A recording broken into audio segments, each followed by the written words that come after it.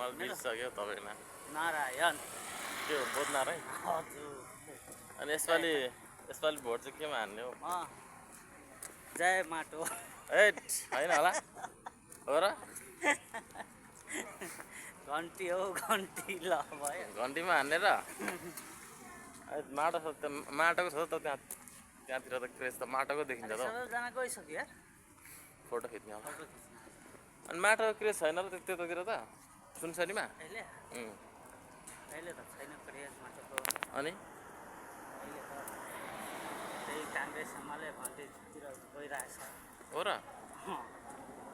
अनि म त सुनसरी त पुरा अनि के अरे हाम्रो माटोको हुनुपर्ने त हौ